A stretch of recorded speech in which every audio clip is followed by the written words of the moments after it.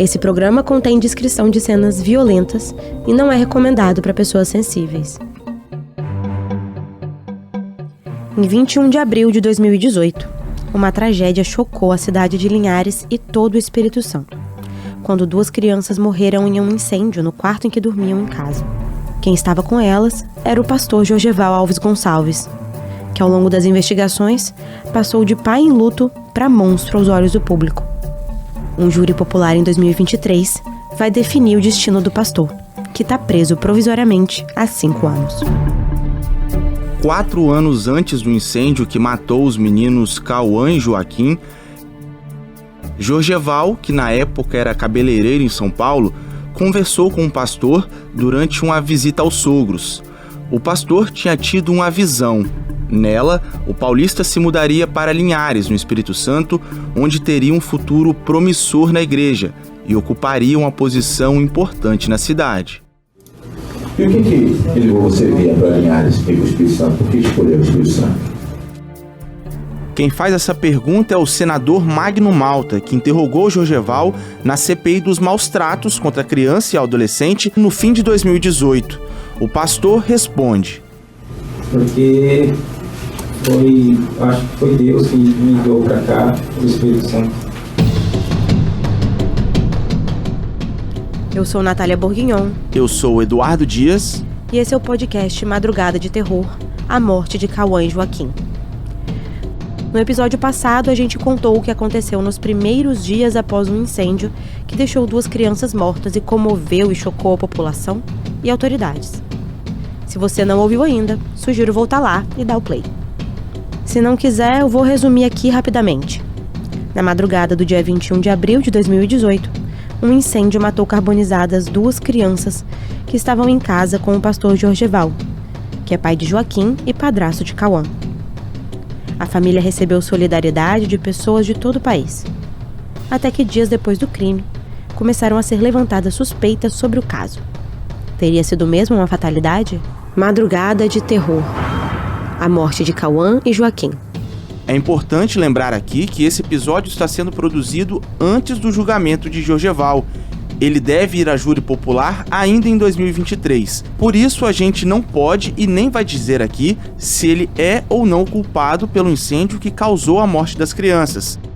O que a gente relata aqui é o que consta na investigação feita pela Polícia Civil, na denúncia apresentada pelo Ministério Público, além de depoimentos recolhidos durante o processo. A gente procurou a defesa do Jorgeval.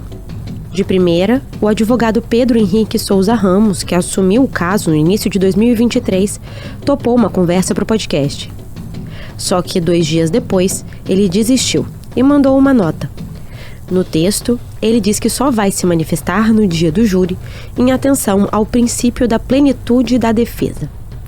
Jorgeval, até então, sempre negou as acusações. Eu não estou mentindo, eu não fiz nada, eu não estuprei os meus filhos, eu não bati fogo nos meus filhos, eu não bati nos meus filhos, eu não fiz nada disso, eu sou inocente, eu não fiz nada disso. Não tem nenhum registro no processo de depoimento prestado pelo Jorgeval em que ele narra a própria história de vida. Então, a gente reconstruiu a trajetória dele através de relatos de outras pessoas, como pastores da igreja, da esposa dele na época, a Juliana Alves, e de familiares, além de documentos que estão anexados no inquérito. Jorgeval é natural de São Paulo e tinha 36 anos na época dos fatos. Tem 41 em 2023, quando esse podcast é produzido. Segundo relatos de testemunhas à polícia, o pastor contou que cresceu em orfanatos, nunca conheceu a mãe e o pai era viciado em drogas. Confidenciou à esposa que foi vítima de violência sexual quando criança, no período em que esteve no orfanato. A informação consta no depoimento de Juliana à polícia. Na juventude, segundo o relato dado pelo próprio pastor na igreja, se envolveu com drogas. Nessa época, ele ainda morava em São Paulo. E a partir daqui tem 2 fatos curiosos na vida de Jorgeval. Um deles diz respeito à maneira como se desenrolou o relacionamento dele com a Juliana Alves, mãe do Cauã e do Joaquim, as 2 vítimas do incêndio. O outro é a história de como ele virou pastor da Igreja Batista Vida e Paz. A gente começa pelo relacionamento amoroso. Jorgeval tinha se convertido à igreja e buscava se profissionalizar como cabeleireiro, quando participou de um curso em Vitória. Foi nesse curso que ele conheceu a Juliana. Na época, os dois estavam em outros relacionamentos. A repórter Letícia Orlandi vai ler um trecho da transcrição do depoimento da Juliana para a polícia, que está no processo. Se conheceram há 5 anos durante um curso de cabeleireiro em Vitória e a depoente e Jorgeval eram casados com outras pessoas. Ficaram juntos por 3 dias e após decidiram pôr fim aos respectivos casamentos e com 28 dias que estavam juntos, a depoente decidiu ir embora com Jorgeval para São Paulo. Quando foi para São Paulo, Juliana levou Cauã, que era filho de um relacionamento anterior. Em depoimento à Polícia Civil, logo depois do crime, um dos amigos do casal falou da trajetória de superação pessoal de Jorgeval, que foi de usuário de drogas para empresário bem-sucedido. Esse homem era obreiro da Igreja Batista Vida e Paz, um posto entre pastor e fiel. O jornalista Weber Caldas vai ler um trecho do depoimento que também está no processo. Jorgeval relatou ao declarante que, no passado bem distante, levou uma vida de transgressão, se envolvendo com drogas, furtos e roubos de veículos, e até com tráfico de drogas. Entretanto, nunca relatou o envolvimento com crimes de homicídio ou violência doméstica. Disse acreditar que esteja totalmente recuperado da vida transgressiva que disse ter levado um dia. Tanto que chegou a ser empresário com 3 salões de beleza no ABC Paulista. Jorgeval, antes de ser pastor de igreja, era técnico em coloração de cabelo. E foi assim que ele disse ter conhecido Juliana, em um evento profissional realizado na cidade de Vitória. Após se conhecerem, Juliana foi morar um tempo com Jorgeval em São Paulo, onde foram proprietários de 3 salões de beleza. Ao que tudo indica, Juliana e Jorgeval então tinham uma vida próspera em São Paulo como cabeleireiros. Mas durante uma visita aos sogros, Jorgeval ouviu de um pastor em Linhares a profecia que a gente citou lá no início e que teria sido o estopim para que ele decidisse se mudar. O obreiro da igreja falou no depoimento sobre a saída do casal de São Paulo para se instalar em Linhares e como foi que um salão de beleza virou igreja. O casal decidiu se estabelecer em Linhares, porque a família de Juliana é de lá. Eles montaram um salão de beleza no bairro Interlagos. Em uma transação comercial, Jorgeval conheceu um pastor da Igreja Batista Vida e Paz, e o casal foi convidado a participar de um evento da igreja. O casal participou desse encontro e passou a frequentar a igreja. Posteriormente, criou um núcleo chamado Célula, dentro do próprio salão, com a finalidade de divulgar a palavra de Deus. Desse pequeno grupo da Célula, surgiu a Igreja Batista Vida e Paz de Linhares. E, com isso, o casal passou a se dedicar integralmente à igreja. Até então, a Igreja Vida e Paz só existia em Governador Valadares, Minas Gerais. Em Linhares, sob o comando do casal, a célula angariou fiéis, mas a arrecadação era baixa, como a própria Juliana falou em depoimento. Na denúncia apresentada à Justiça, o Ministério Público apontou que a igreja passava por dificuldades financeiras. O casal, que vivia só desses recursos, via faltar alguns itens em casa. Com a quebra do sigilo telefônico do casal, foram reveladas mensagens em que Juliana se queixava da falta de comida e remédios. Em uma foto, ela mostra uma geladeira vazia. De volta, Letícia Orlandi lê uma das mensagens. George, eu estou amamentando. Meu resguardo acabaria hoje. Eu sei que estamos apertados e blá, blá, blá. Já sabemos disso tudo. Mas a alimentação para mim é muita prioridade, principalmente quando se tem em casa 3 crianças e uma precisa de mim para se alimentar. A sua indiferença me consome. Você viu como está o Cauã, como está desde ontem, e eu com ele no colo para lá e para cá.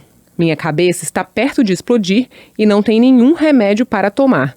Você sabe que as crianças precisam de médico, sabe que não tem nada na geladeira e também não tem nenhum remédio. Não quero te pressionar, te contar ou algo assim. Estou apenas te lembrando. O bip que você ouviu durante a mensagem é o nome do terceiro filho de Juliana, que tinha pouco mais de 1 ano na época do incêndio e estava viajando com ela naquele dia. O nome dele não pode ser citado por lei. Com base nessa e em outras trocas de mensagens, o Ministério Público afirmou na denúncia que o pastor pretendia usar a tragédia da morte dos filhos a seu favor. Quem lê um trecho da denúncia pra gente é o jornalista Geraldo Júnior. Em alguns cultos anteriores ao incêndio, o pastor George pregava que apenas o fogo purificava as almas. Inclusive já advertia os fiéis de que poderia sofrer perseguições. Nas pregações feitas pelo denunciado, verifica-se que o seu intento é atrair multidão e dominar Linhares. E após o fato, o denunciado convoca fiéis para o culto sobrenatural, utilizando-se dos próprios crimes para receber doações e visibilidade na mídia. Não é difícil encontrar registros em que o pastor fala da morte dos filhos em tom de pregação. O primeiro deles é do culto presidido pelo pastor no dia 22 de abril de 2018, ou seja, um dia depois da morte de Cauã e Joaquim. Vamos ouvir. Estou andando para um lado e para o outro pensando, Deus, como eu vou usar isso que o Senhor fez para ganhar multidões para o Senhor? Como que nós vamos ganhar essa cidade para o Senhor? Quando desceu do palco, naquele mesmo dia, ele falou para o site Norte Notícias. Eu creio que em tudo há um propósito de Deus. Eu creio muito em Deus, eu sei que todas as coisas concluem para o bem daqueles que amam a Deus. Então eu creio que o que aconteceu é um propósito de Deus. Nesse mesmo momento, ele citou a morte de um segundo filho que tinha tido com Juliana. Era uma menina que morreu de uma doença, quando tinha ainda poucos meses de vida, 1 ano e meio antes do incêndio. A força que eu estou tendo, tudo que está acontecendo, é porque eu estou em Deus. Se eu não estivesse em Deus, eu não teria aguentado, não teria suportado. Eu perdi uma filha 2 anos atrás, 3 meses ela tinha, faleceu de invaginação intestinal. E agora aconteceu essa tragédia, esse incêndio no quarto dos meus filhos. E eu só suportei isso porque Deus está na minha vida, eu estou na vida dele. E eu creio que é um propósito de Deus. 3 dias depois, na coletiva na porta do Departamento Médico Legal de Vitória, que a gente falou no episódio passado, ele também fez um discurso parecido. No culto ontem eu disse que o mesmo Deus que mudou a minha vida, que me restaurou a minha família. Eu acho que a vida de Joaquim e de Cauã foi um plantio, foi uma semente para que outras pessoas viessem a encontrar esse Deus que um dia nós encontramos. E eu creio que é isso que nos fortalece, que nos dá força e que vai nos continuar dando força. O Ministério Público também denunciou a pastora Juliana por omissão penalmente relevante. De acordo com o Código Penal, isso acontece quando uma pessoa deveria e poderia agir para evitar um determinado resultado e não faz nada. Ela chegou a ser presa 2 vezes, mas foi solta em 30 de janeiro de 2019. A Justiça determinou que não há no material apresentado pelo Ministério Público e na investigação policial indícios de que ela tenha cometido algum crime. A acusação chegou a pedir que, mesmo sem estar sentada no banco dos réus, Juliana desse seu depoimento no dia do júri popular. O pedido foi negado pela Justiça. Juliana está em liberdade e o processo contra ela foi arquivado.